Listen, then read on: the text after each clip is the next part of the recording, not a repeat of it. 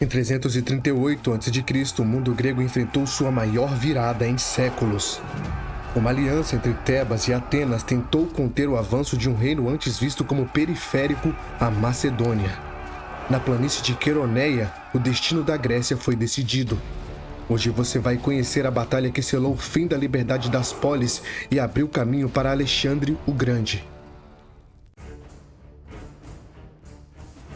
Antes de dominar a Grécia e desafiar o maior império do mundo, a Macedônia era vista com desdém. Para os gregos do sul, era uma terra rude, quase estrangeira, útil apenas por seus recursos naturais. Seus habitantes, bárbaros de fala estranha, distantes da gloriosa civilização ateniense. A verdade é que por muito tempo a Macedônia foi uma periferia política e cultural. Seu isolamento geográfico, longe dos grandes centros urbanos como Atenas e Esparta, alimentava essa imagem de atraso. Durante séculos teve pouco envolvimento com assuntos do sul da Grécia e era lembrada apenas por sua madeira, vital para a construção de navios. Na invasão persa de 480 a.C., a Macedônia, já sob domínio do Império Persa, foi obrigada a fornecer tropas ao invasor. Mesmo assim, sua posição continuou irrelevante no jogo político grego. Após a derrota dos persas, a Macedônia se manteve afastada, tanto por escolha própria quanto pela indiferença das cidades-estado gregas. Os conflitos constantes no sul não despertavam interesse no distante reino macedônio, que aos poucos começava a amadurecer. Além do desprezo vindo do sul, a Macedônia enfrentava seus próprios fantasmas. Internamente, o reino sofria com disputas dinásticas, traições e uma nobreza fragmentada. Não era raro que os reis fossem depostos ou assassinados por rivais do próprio sangue. A instabilidade política era uma constante, tornando quase impossível qualquer plano de crescimento sustentado. Externamente, a situação era ainda mais delicada. A Macedônia era pressionada por povos belicosos nas fronteiras, trácios ao leste e lírios ao norte e oeste. Esses grupos, acostumados à guerra e às pilhagens, ameaçavam constantemente a frágil estrutura do reino. Qualquer sinal de fraqueza era uma oportunidade para ataques.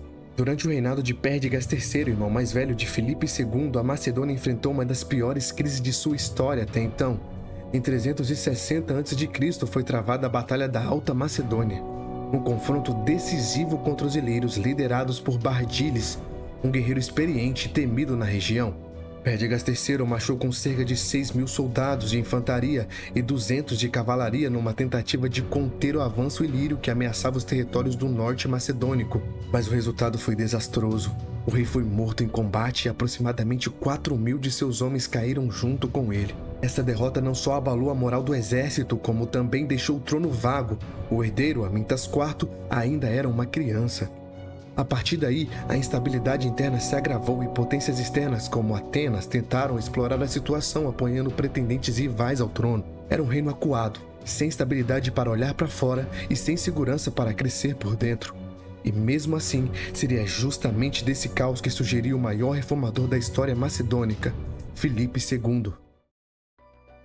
Antes de se tornar o arquiteto da ascensão macedônica, Filipe foi apenas um jovem príncipe enviado como garantia política. Na época, a prática do príncipe refém de guerra era comum entre os reinos e em 369 a.C., aos 15 anos, Filipe foi levado a Tebas para selar alianças e evitar traições. Tebas, então no auge do seu poder, era um centro militar e intelectual. Durante os 3 anos, Filipe viveu entre os melhores comandantes e pensadores de sua geração. O nome mais marcante era Epaminondas, o estrategista brilhante que havia derrotado Esparta em Leuctra e criado uma nova forma de fazer guerra. Filipe não foi aluno direto de Epaminondas, mas é certo que teve contato com seus métodos e com debates militares que fervilhavam na cidade. Observando de perto aplicações das táticas tebanas, o uso das formações assimétricas, a famosa falange profunda, a disciplina implacável e a coordenação precisa entre infantaria e cavalaria. Enquanto muitos viam nele apenas um refém, Filipe absorvia e analisava, preparando-se, talvez sem saber, para reconstruir o exército macedônico. Aqueles anos em Tebas moldaram sua visão de guerra, seu entendimento de poder, diplomacia e estratégia. Quando retornou à Macedônia em 364 a.C., Filipe não era mais apenas um príncipe sobrevivente. Ele havia se tornado um estrategista em formação, pronto para enfrentar um reino desorganizado e ameaçado por todos os lados. Mas ao retornar à Grécia, Filipe não encontrou paz. Encontrou um reino em colapso. Seu irmão, rei Pérdigas III, havia sido morto em batalha contra os ilírios, deixando como herdeiro apenas um filho pequeno, Amintas IV. Antes de morrer e cercado por traições, Pérdigas não teve escolha a não ser nomear Filipe como regente. A Macedônia estava cercada por inimigos e quebrada por dentro. Os peônios atacavam pelo norte, os ilírios se preparavam para avançar novamente, e 2 pretendentes ao trono, cada um apoiado por potências estrangeiras, ameaçavam mergulhar o reino em uma guerra civil. Nesse cenário, Filipe deu seu primeiro passo com senso de prioridade. Ainda como regente, ele compreendeu que não poderia vencer tantas frentes ao mesmo tempo, então usou a diplomacia como arma. Subornou os peônios, negociou um tratado com os ilírios e, para conter Atenas, cedeu temporariamente a estratégica cidade de Anfípolis. Porém, calar os inimigos externos não bastava. Para manter o poder, ele precisava consolidar sua autoridade dentro da própria corte.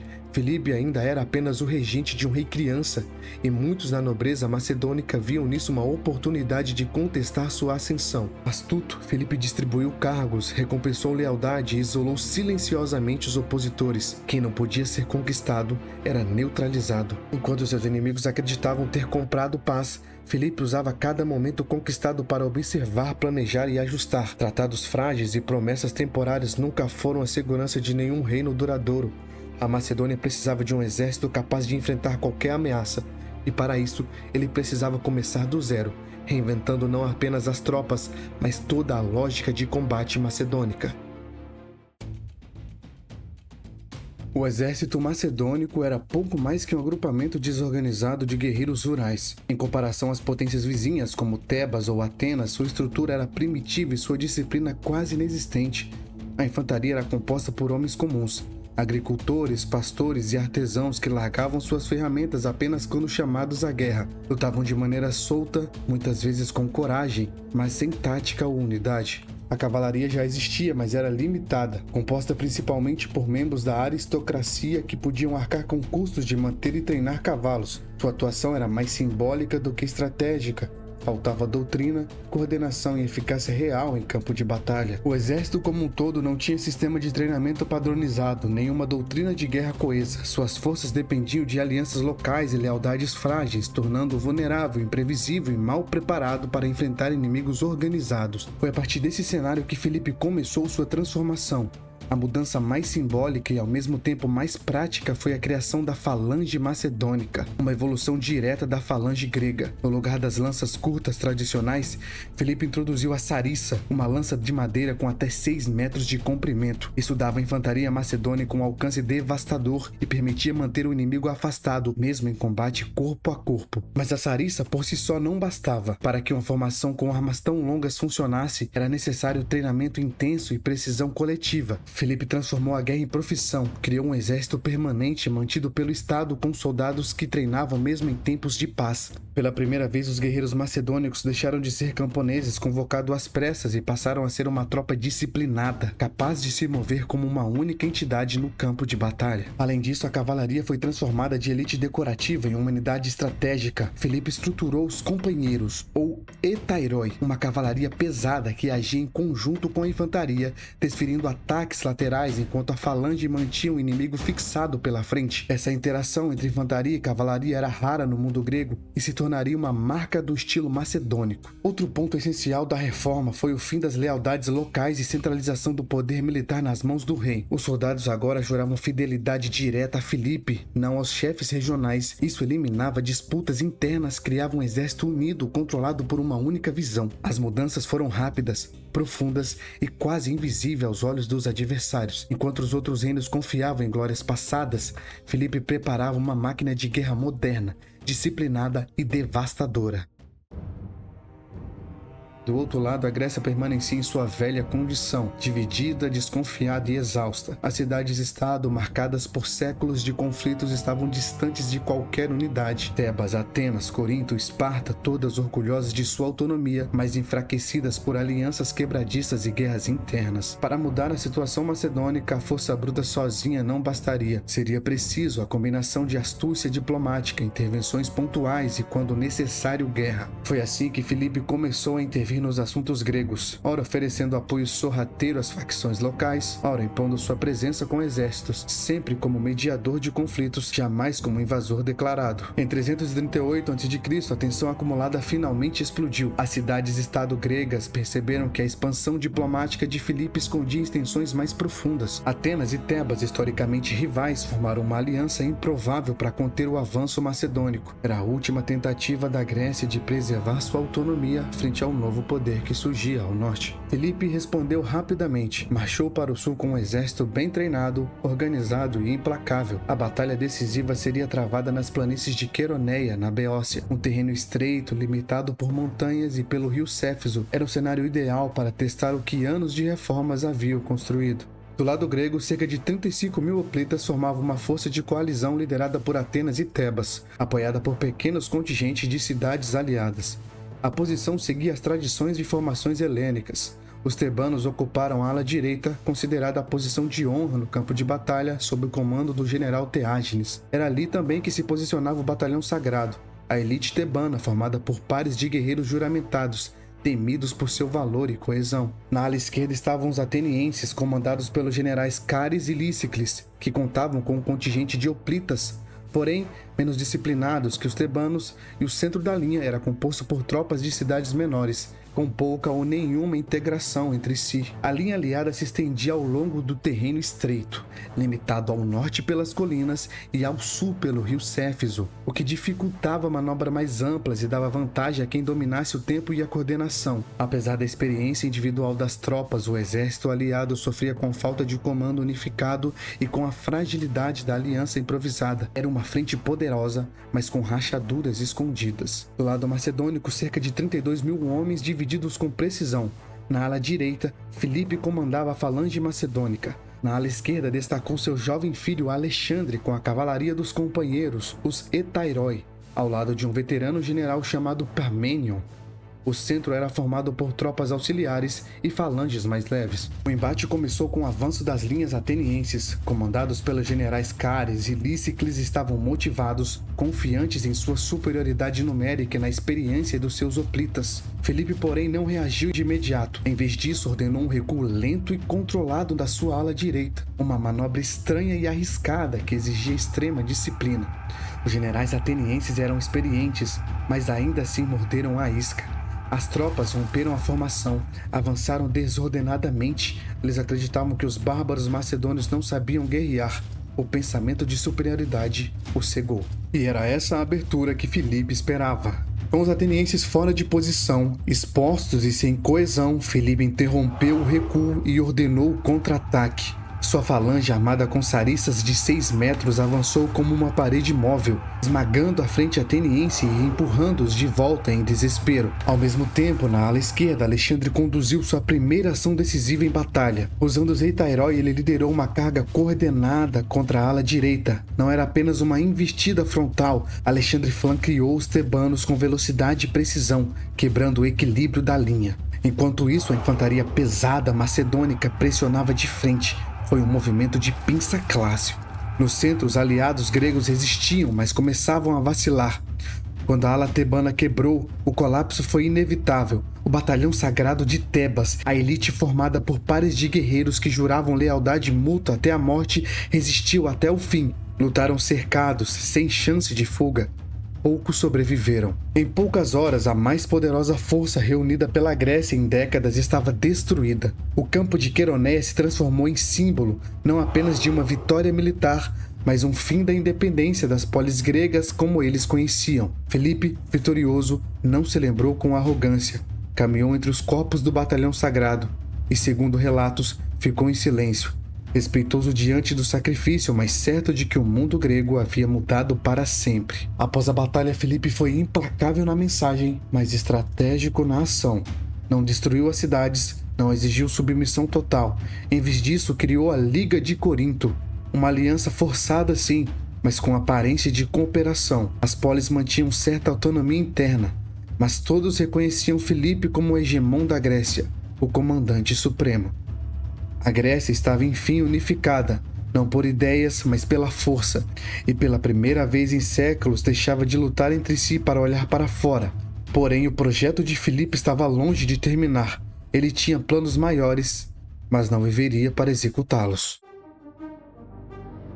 Nos 2 anos que se seguiram à vitória em Queroneia, Filipe dedicou-se inteiramente à organização da maior campanha de sua vida, a invasão do Império Persa.